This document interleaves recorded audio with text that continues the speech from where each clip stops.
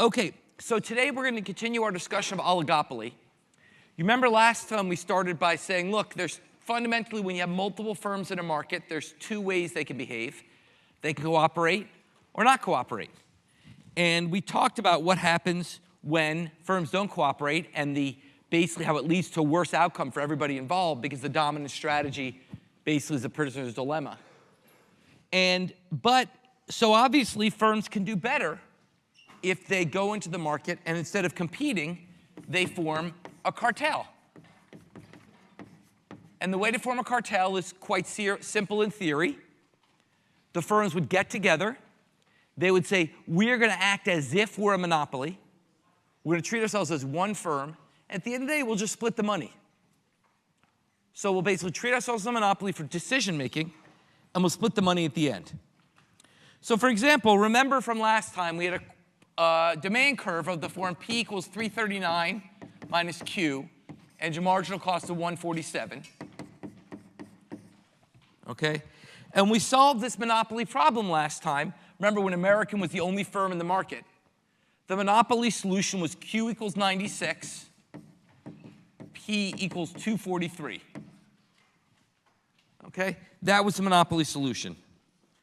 So the cartel case, what firms do is they each say, look, we want 96 flights total.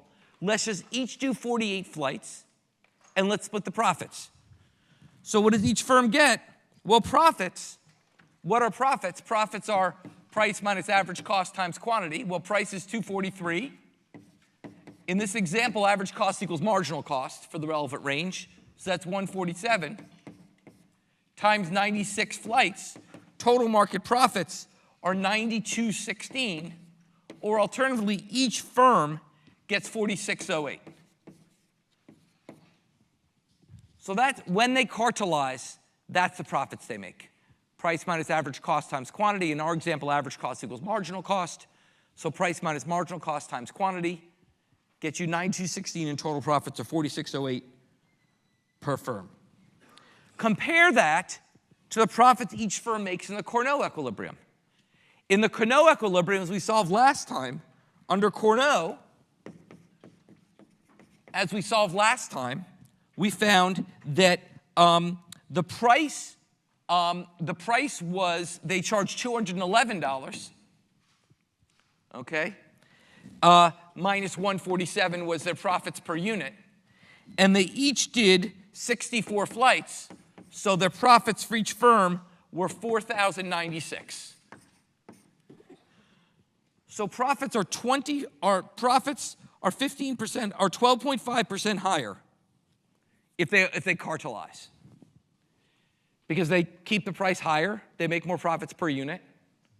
So if they cartelize, each firm's profits is 4608 rather than 4096. So cooperative equilibria deliver a better outcome.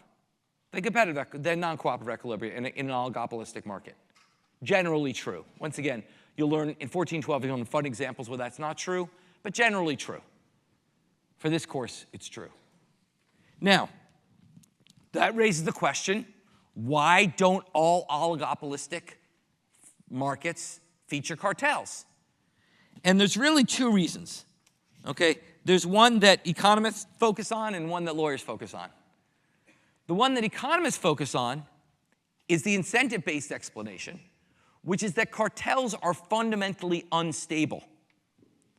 They're unstable in the same way that the prisoner's dilemma creates instability, which is the prisoner's dilemma, I can only solve it if I really, truly trust you. If I'm afraid you're going to rat on me, then I'll rat on you. It's the same in the cartel. There's an incentive to cheat. And that's because when you cheat, I'll show you mathematically, when you cheat, you get all the benefit, but only bear half the cost. What do I mean by that? Well, let's show you what I mean by that. Imagine that American, quietly, without telling United, they've agreed to this equilibrium. They're each going to fly 48 flights, and they're each going to make 4608. Now American, without telling United, says, you know, I'm going to do 50 flights. I'm going to up my number of flights to 50. Well, the only way American can do that, given the downward sloping demand curve, is by the price coming down. So if American does 50 flights, that raises the total to 98. So if American cheats and does 50 flights, then the price goes to, then the quantity goes to 98. So the price falls from 243 to 241. The price has to fall if you're going to sell 98 flights instead of 96 flights. Okay? What does American make in profits? Well, the profits for American are 241 minus 147 times 50, because they're doing 50 flights now. Okay? That's their new profits. Okay? And so the price has fallen, but they're flying 50 flights, and so they get new profits of 4,700. Their profits have gone up by cheating. Well, what's United's profits? Well, I think you know the answer. United's profits gone down. What's profits United? Well, it's 241 minus 147, but they're still only doing 48 flights. Okay? So their profits fall to 4512. 4512. Sorry, this is getting compressed. So price is 241, cost is 147. They're still doing 48 flights. 241 minus 147 times 48 is 4512. So by cheating, American has raised their profits, but lowered the profits of United. And if you do the math, United's profits have fallen by as much as Americans have gone up. But the total profits in the market have shrunk. Look at the total profits in the market now.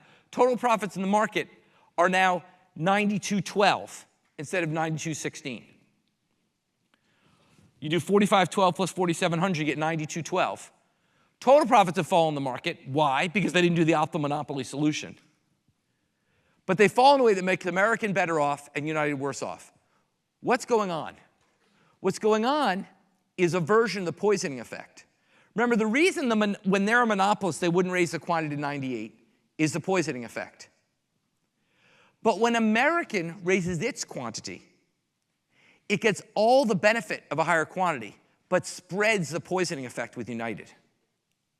In other words, American gets all the benefit going to 50 flights, but the poisoning effect gets shared with United, the lower price. So American has an incentive to cheat, because by cheating you get all the benefits, only pay half the costs. And that's why cartels are unstable.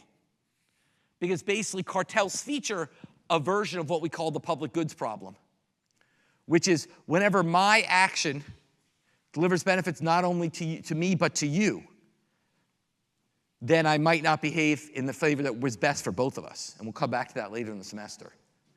But since my action, by limiting my quantity, if I'm American, by limiting to 48, I benefit not only me but you. So by cheating and going to 50, I benefit me and we share the costs. And therefore, it's a better thing to do. So our cartel is fundamentally unstable because any actor in the cartel can make more money by deviating. Okay? Does that make sense? Now, the lawyers would say, well, you economists and your stupid math, you can't even write on the board, it's all squished. Let's just come to a second reason why we don't like cartels, which we don't have cartels, which is they're illegal. Cartels are illegal. So basically, in the late 1800s, cartels were common. This is the way much of major industry organized itself. From oil to railroad industries, this is called the era of the robber barons, or the Gilded Age. There were giant families like the Rockefellers and the Vanderbilts that basically cartelized giant industries like oil and railroad. Okay? Now, how did they enforce this? How do they enforce this? Well, the lawyers for Standard Oil, I forget which family that is, if that's Rockefellers or Vanderbilts. I forget which one, I think it's Rockefellers. Lawyers for Standard Oil said basically, we're going to create what we're going to call a trust. And the way this trust is going to work is all firms in the industry will agree to turn over their pricing and production decisions to a common board or trust. And that common trust will make the industry-wide pricing and quantity decisions. And then we'll split it. So basically, now you still could cheat, but they tried to set up a non-cheating mechanism by having this sort of objective mechanism that was outside them that got to decide and then monitored how much oil they sold and what price they got. Okay? Now, this was in the open. This wasn't secret. They started forming this trust, and that led to a big backlash and the creation of what you might have heard of as the antitrust movement and the development of antitrust law. Antitrust law is basically anti-cartel rules and regulations. Rules and regulations to try to break down cartels. Now, lawyers would say, we have these, so who cares about the economic incentives? Well, the answer is because the reason economists care about economic incentives more than laws, or at least as much as laws, is because the laws don't always work. Okay, so let me give you a couple examples. One example is the Hollywood movie industry. So basically, the Hollywood movie industry has long been dominated by a few big firms. The firms have changed a little bit over time, but it's MGM, Fox, Warner. And these firms produce films and sell them to movie theaters. And movie theaters then show a variety of movies, the megaplex, all the movies they're showing. In the 1930s and 40s, these firms started buying up the movie theaters. And when they buy the movie theaters, they'd say, this is now a Warner movie theater. It can only show Warner movies. So it essentially created this anti-competitive practice where it would not let movie theaters bid against each other for movies. They would just say, look, if you're a Warner movie theater, you only show Warner movies. And therefore, MGM movies couldn't compete in certain markets. So let's say you're the one movie theater in town. You're a Warner movie theater. You can charge whatever you want because there's no MGM movie to compete with it. If you want to see MGM movie, you got to go to the next town. So this is exactly kind of anti-competitive practice that antitrust laws are designed to break up, and they did. But sometimes it's harder because they're less out in the open. So let's take the case of airlines. In the early 2000s, oil prices went up. And airlines started adding oil surcharges. So rather than just raising their prices, your ticket for the airline would say, here's your price and here's your oil surcharge, because oil prices have gone up. Okay. In 2004, British Airways and Virgin Atlantic were the two dominant airlines flying across the Atlantic. And they met in secret and reached a deal. And their deal was that they would in a coordinated way jack up the oil charges. And the oil charge went from $10 to $120 a ticket. And they agreed they wouldn't undercut the other persons because they weren't really oil charges at that point. They were just higher prices. It was just an excuse that oil prices had gone up. And they basically said, look, we won't undercut each other. We'll have a cartel. The cartel, instead of coordinating on the explicit price to ticket, will coordinate on this bonus part of the price, something economists often call a shrouded attribute, an extra part of the price you don't pay attention to. Consumers won't notice as much because they're less price elastic to these sort of hidden parts of costs. And we won't undercut each other. We'll make a lot of money. So basically, they got this deal that worked. But here's once again why economists think incentives matter. The lawyers for Virgin Airline caught wind of what their executives had agreed to. And the lawyer said, you know what? If British Airways ever tells what we're doing to the regulators, British Airways will get away with it and we'll be screwed. So what did they do? They went to the regulators because it's a repeated game with an end. They knew that at some point someone was going to cheat, so if someone's going to break it up, it might as well be them. They did. They went to the regulators, reported the scheme, got a slap on the wrist, and British Airways got an enormous fine. Virgin Airways paid nothing. British Airways paid $500 million. Okay? So this instability is not just mathematical, it's just generally a feature of why cooperation's hard. Cooperation requires trust and consistency, and that's hard between natural competitors. It's hard to make that happen. So that's, cartel instability. The law has helped, but here was something they were getting around the law. What broke it up was not the law. What broke it up was incentives. So economists trust incentives over the law. Okay? Now, there's a third example which is quite interesting, which is sometimes cartels can operate in the open and get away with it. Let's talk about the National Football League, the NFL. The NFL is the most important football organization in America, the most profitable, important football organization in America.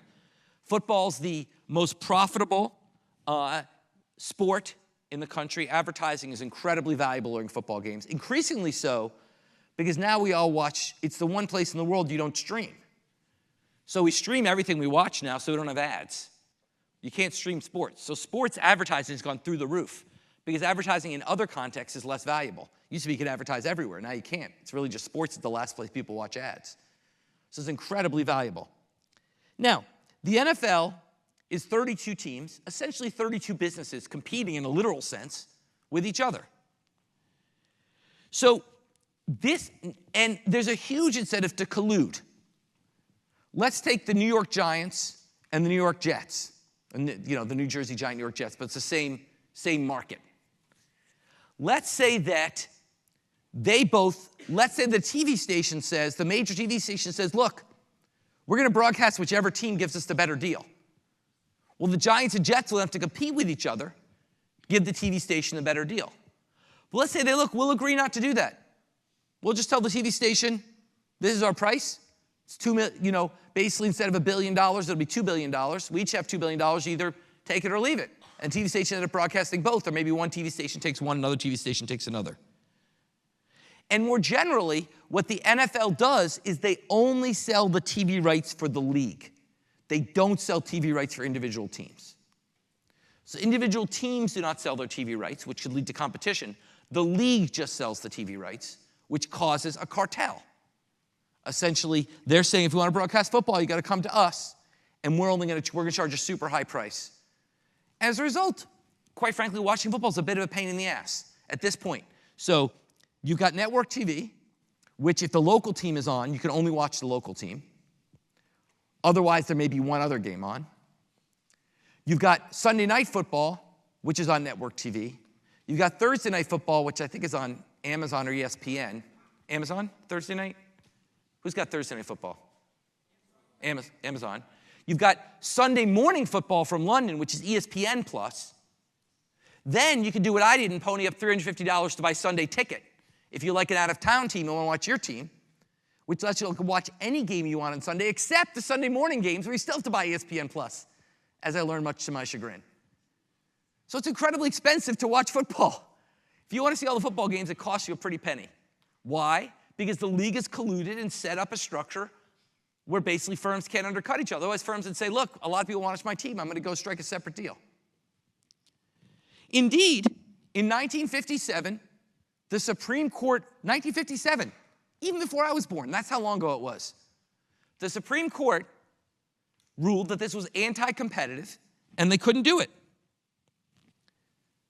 They did, yet it's still done, and the NFL will make $40 billion this year off their collusive cartel. Why? Because Congress stepped in and said, well, we're going to grant them an antitrust exemption. We're going to say football is such of a national important priority that we're going to actually exempt football from our nation's antitrust laws. So I said last time in my previous lecture, I'd prove to you that Congress cares more about football than economics.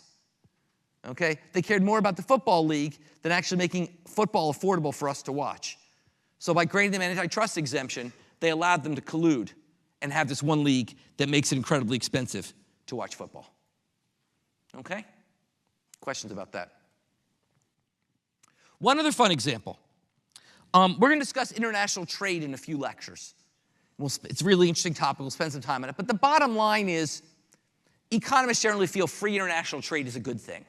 We'll come back to subtleties, but roughly speaking, we believe free international trade is a good thing. And for years, that was reflected in the views of the Republican Party. The Republican Party was a party of free trade. Democrats were the party of less free trade. Okay, that's changed over time, but that was the traditional. When I was a kid, there was the free trade party and the less free trade party. Okay? Ronald Reagan, you don't get more Republican than Ronald Reagan. Ronald Reagan in 1981 faced a problem, which is Japan was starting to make cars that Americans like more than American-made cars, and Japan was killing us in the car market. Americans were buying Japanese cars instead of American cars, and the U.S. auto manufacturers were mad. They said, you should limit how many Japanese cars come in. And Reagan said, I'm a free trade Republican, I can't do that. Or at least I can't appear to be doing that. So what did they do? They said, I'll tell you what, we're going to negotiate a deal we're going to call a voluntary export restraint, a VER. We're going to say to Japan, look, you can do what you want, okay? But we're going to ask you to limit how many cars you sell in America. We're going to say, let's say you're selling 2 million cars a year, we're going to ask you to limit to 1.5 million a year. We're not telling you, I'm free trade. We're just asking you. Why did Japan agree? Why did Japanese automakers agree to reduce how many cars they sell in America? I mean, it's not geopolitics, it's economics. Yeah. Yeah, it's essentially the US cartelized the Japanese auto industry. We basically said, we won't let you compete your price down. Remember I talked about government can fix monopoly by regulating a low price? This is government regulating a high price, regulating a low quantity. So it basically, Japanese said, sure, you're basically, our companies, we the companies would love to compete less. We just can't do it. So you are basically enforcing cartelization on us. You're enforcing the fact we can't drive the price down of our cars. Thank you very much. The estimates are that as a result of this deal, the average Japanese car price in the US rose by 14%. And US consumers, the best estimates are, lost $3 billion in consumer surplus for the fact they couldn't buy cheap Japanese cars they wanted. So these are all examples of different ways cartelization can happen. It's hard. Governments can play both a constructive and destructive role. Okay? Questions about any of that? Okay, so what I want to do now is I want to do a little comparison between the models. Let's compare the models. We've now covered 3 models. We've covered perfect competition, monopoly, and oligopoly, at least the Carnot case. And once again, I've said this a million times, I'm sorry to bore you, but the Carnot case is the very tip of the iceberg. There's a million other interesting cases you can learn about in 1412. Okay? Let's look at what each of these 3 cases imply. So we have monopoly, we have perfect competition, we have oligopoly, by which we mean Carnot, and then we have perfect competition. Okay? Let's see what these imply for the quantity produced and what they imply for profits per firm. Okay? Well, we know that if they monopolize, the market quantity is 96 and the profits per firm are 46.08. I solved that up above. We know from up here that if they don't monopolize, each firm produces 64. We solved that Carnot problem last time. So the market quantity is 128, and the profits are 4,096, or 12.5% cheaper. I solved that up there. What about perfect competition? What is the quantity sold in this market in a perfect competition? Everything you need to answer that question is at the very top of the top board. What is the quantity sold in this market in perfect competition? Yeah. 192, and how'd you get that? Right, price equals marginal cost is the key condition for perfect competition. Good answer. Price equals marginal cost is the foundation of perfect competition. That means the price is 147. That means the quantity by the demand curve is 192. Same person, what are profits? Price is 147. Well, price is 147, what's cost? 147. 0. Perfect competition leads to 0 profits. So this is a really important table because look what you see. As the market gets more competitive, more units are sold and profits fall. More units are sold and profits fall. Okay? And the general feature you get, generally true, the oligopoly case will lie between the monopoly and perfectly competitive case. That's generally true. Okay, we can sort of bound the outcome by the monopoly and perfect competitive case. The oligopoly case will be somewhere in between. Okay, questions about this? Why this lines up the way it does? What does this mean for welfare? Well, we could go through, and you were asked to do some of this last night, and calculate the producer-consumer surplus for each of these cases. Okay, but you had a long night. I won't make you do that. I'm going to teach a shortcut now that you wish I taught you Monday. Okay, the shortcut is, remember, what causes deadweight loss? Trades that are beneficial to both sides that are not made, Or in other words, deviations from perfect competition. So we know the answer that this must be the highest welfare outcome. Because we know from the first fundamental welfare theorem that this maximizes welfare. Guess what? The size of the deadweight loss is proportional to the quantity. In other words, the more you shrink the market from the optimal level, the bigger the deadweight loss, the more trades that don't get made. Because look, the structure of the problem, these first two equations, okay, these are the same. The structure of the problem has not changed. So as you shrink quantity, all you do is creating more and more deadweight loss. Because deadweight loss is about trades that aren't made that would be beneficial. Any trade at a price above 147 is beneficial. Any ticket bought in an airline at a price above 147 is beneficial. Because it wouldn't be bought if the consumer didn't want it, and it's above cost. So as the quantity falls, as the price rises above 147, the quality falls below 192, welfare is going down. Total social welfare is going down. Producer surplus is going up, but consumer surplus is falling faster. Okay? Because deadweight loss is proportional to quantity. The more you restrict quantity from the perfectly competitive case, the bigger the deadweight loss you create. Okay? The more you restrict quantity from the competitive case, the more trades that aren't made that are beneficial. Okay? Questions about that? Okay. That's one point I want to make. The second point I want to make is I want to talk about what happens when you have many firms. What happens when you have many firms? Well, we've talked about one firm, monopoly. We've talked about essentially infinite firms, which is perfect competition. We've talked about two firms, which is Carnot. What about 3, 4, 5, 6, 7, 8 firms? What about n's that are between 0 and infinity? Well, it turns out, and you could sort of see this here, that the Carnot equilibrium approaches perfect competition as the number of firms goes to infinity. The oligopoly model approaches the perfectly competitive model as the number of firms goes to infinity. As the number of firms goes towards 1, it approaches the monopoly model. So the oligopoly covers this whole space depending on the number of firms. Okay? And in particular, you can derive this, but you don't have to. The markup that you get in an oligopolistic market is minus 1 over n times epsilon, the elasticity of demand. Remember, the markup for monopolies was this without the n. You tested on that last night.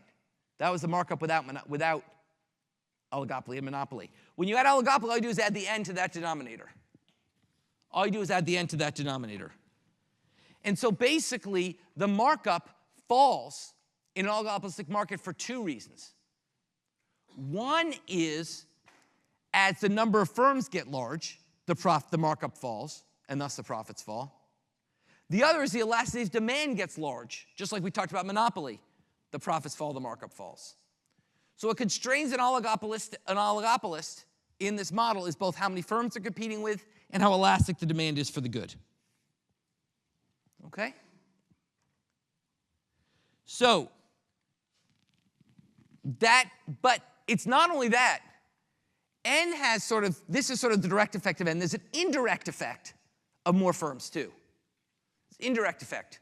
The indirect effect is it's harder to have a cartel the more players there are. So N going up not only lowers profits because through this mechanical mechanism, N going up lowers profits because it breaks possibilities for cooperative equilibria. So for example, for a long time, the only two countries that sold mercury on the world market were Italy and Spain. Mercury, like, is in lots of stuff. Okay, Italy and Spain. And they formed a cartel. And they successfully kept prices up like OPEC does for oil now. But then other nations, in particular Russia, started producing mercury, and the cartel broke down because they didn't trust those damn Russians. And they couldn't form a coalition. And the cartel broke down. So the other reason N matters is not just mechanical reason, but the sort of logistical reason that cartels get harder the bigger N gets. And then the last thing this raises is, how do we think about government policy in oligopolistic markets? And in particular, a very rich area of government policy is antitrust policy. Okay? This is a hugely topical issue. Some of you may be reading about the Google case that's going on right now, where MIT's own Mike Winston is the key expert witness for the government. My colleague is the key expert for the government in the Google case. What's the Google case? The Google case is that Google has monopolized the market for search engines, which we all sort of know, right? We Google things, we don't Bing them, okay? So basically, it's easier to say, I'm going to go DuckDuckGo something, which just sound weird, right? Googling, and they have the linguistic advantage as well. And part of the reason they do that came out in this trial, is that they pay Apple $10 billion a year. $10 billion a year to make Google the default search engine on iPhones.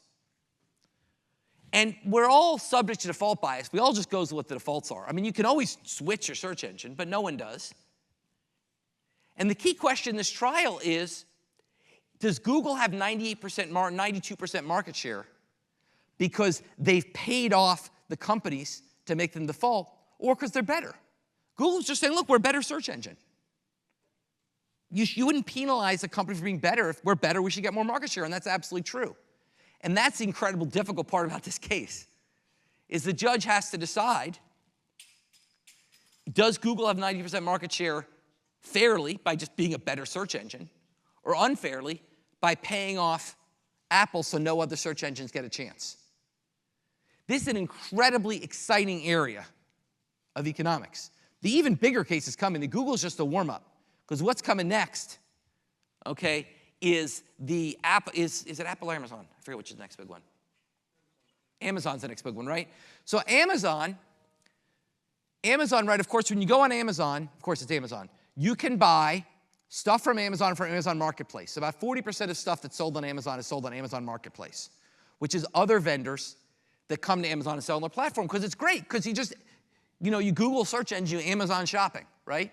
When you want to shop, you go, and then therefore if Amazon doesn't sell, you find these vendors. Turns out Amazon charges these vendors enormous amounts. Amazon takes something like a quarter of the profits they make, some huge amount, and they do all sorts of things like making them pay fees. Where they're listed on the list, they have to pay more to be higher in the list, etc. And the government is suing, saying that that is antitrust behavior because we don't have a competitive market for these firms. Since Amazon dominates online search, they have a dominant position to monopolize the ability of firms to sell their goods. Well, what's the counter-argument? Well, the government's going to say, look at the data. Amazon has more than 50% of the entire online shopping market is Amazon. They're effectively dominate the market. Amazon's going to say, we're something like 8% of the entire market for goods in America. Why should you only consider us competing with online things? We also compete with the Gap. We compete with brick and mortar too. Why should you say we dominate just because we dominate online? These little folks who advertise on us could always just go sell in the Gap or sell in brick and mortar as well. What's the right answer? That's going to be a hard thing a judge is going to have to decide. But that's why this is an incredibly exciting and interesting area. And if you find this interesting, my colleague Nancy Rose worked for the government. She was the government's chief economist doing exactly this for 2 years. And she's teaching 1420. And she teaches you all about how this works and the exciting cases and how governments think about this. But it's a very hard and exciting topic, and obviously very topical. Okay? And one thing that this does that's sort of more personal to my research is think about hospital mergers. So basically, if two hospitals want to merge, the benefit is there could be cost efficiencies. So two hospitals are across the street from each other and they want to merge. They could be cost efficient. They could share resources. They could shrink the number of beds maybe so they don't have so much excess capacity, et cetera. On the other hand, they get more market power. So the typical antitrust case, unlike these Amazon and Google cases, which are very exciting right now, the typical antitrust case is a little more mundane, which is when two firms merge, it's a trade-off between efficiencies of merging, returns to economies of scale, versus market power. And essentially what you have to do is evaluate which of those dominates. So for hospital mergers, for decades, we let hospital mergers go on. We just said, yeah, whatever hospital want to merge, we let them merge. We said, look, there's just huge efficiencies of scale. Turns out we were totally wrong. When hospitals merge, they don't get efficient at all. They just raise prices. They could get more efficient, but they don't. They just raise prices. So now we're starting to crack down on hospital mergers. But that's exactly, once again, the kind of interesting example we talk about in this field. Okay? Now, let me go to the last topic, which I should have,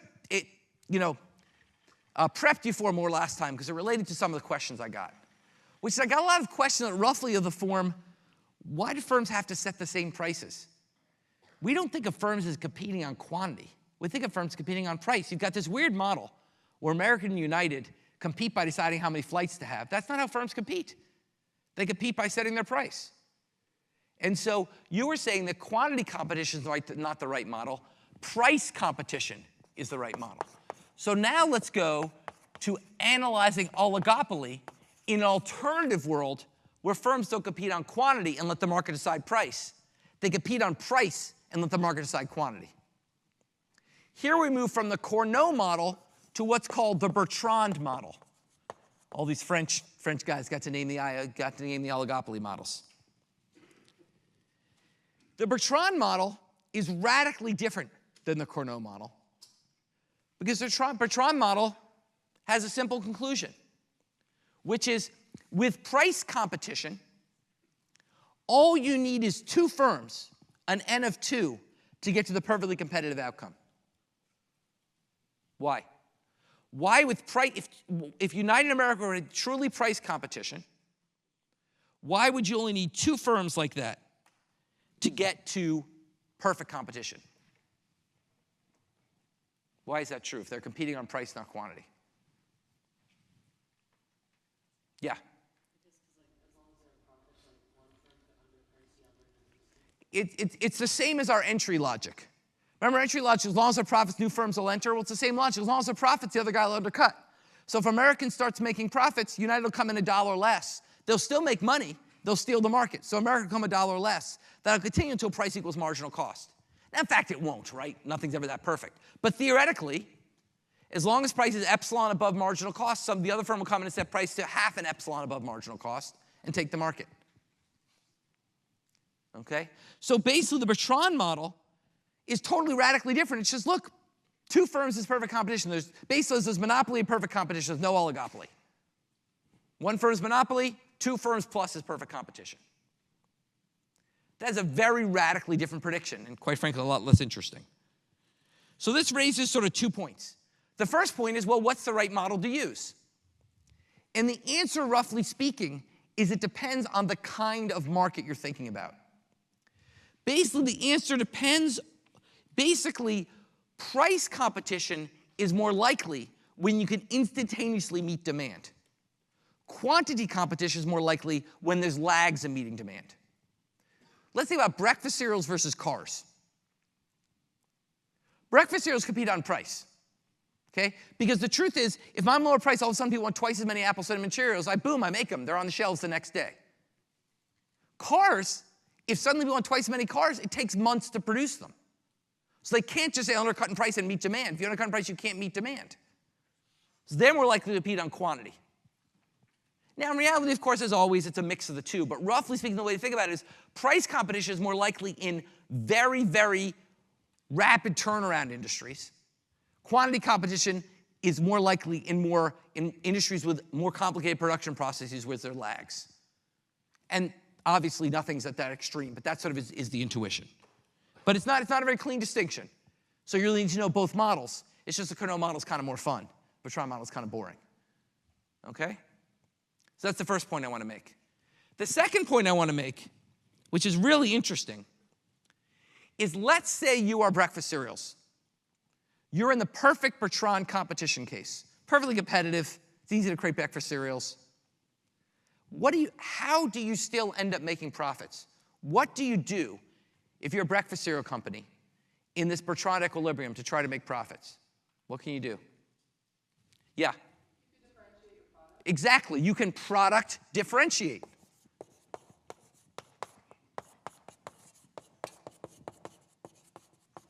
Essentially, you can create little monopolies. You could say, sure, there's perfect competition for Cheerios, but now I've invented apple cinnamon Cheerios. And for a while, at least, I have a monopoly in apple cinnamon Cheerios, so now I can go back to making money. Okay?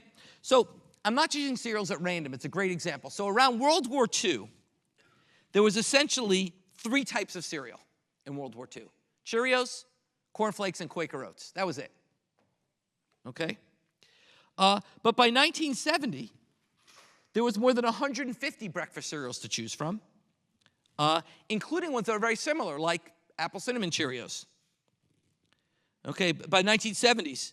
So, but basically, I'm sorry, let me back up, I said this wrong. 1953 type cereals. By 1970, there were 150 cereals, but it wasn't differentiation. It was that stores had realized they could make generic versions. So they made Oreos, which were Cheerios, a different name, but they were Cheerios, and then they could just sell them, they could sell them at epsilon above marginal cost and make money. So essentially, the cereal companies were not making profits anymore because generic products had been introduced to essentially mimic what they were making.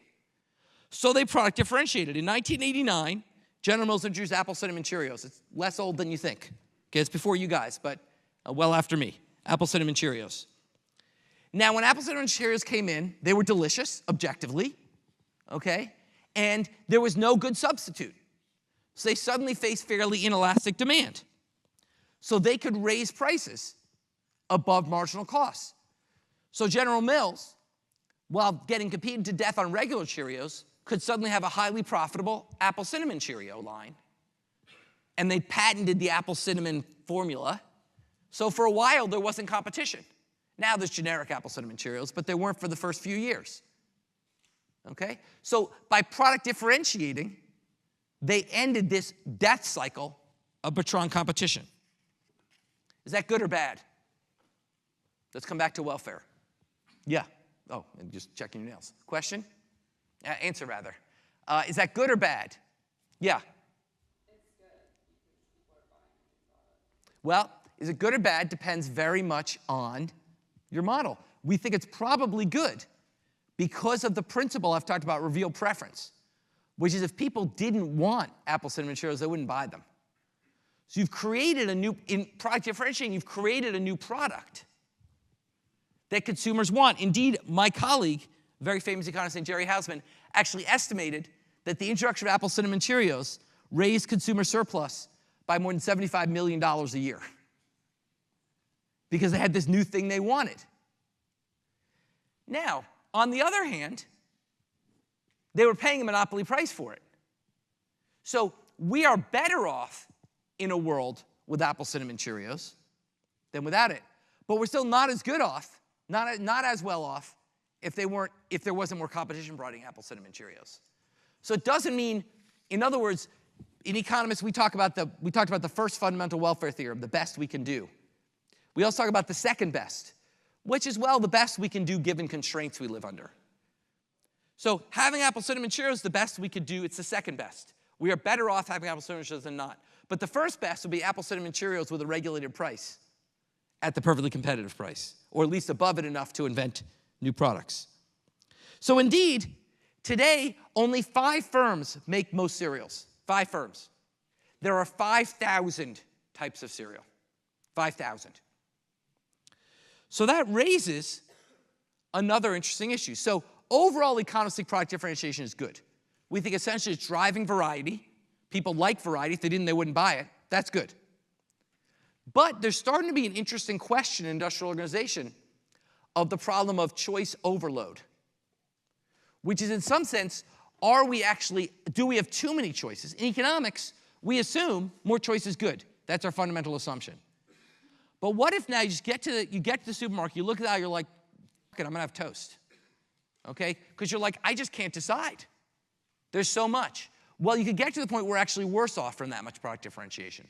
That wouldn't be in a standard model. That's looking forward to something we'll cover the next to last lecture we call behavioral economics.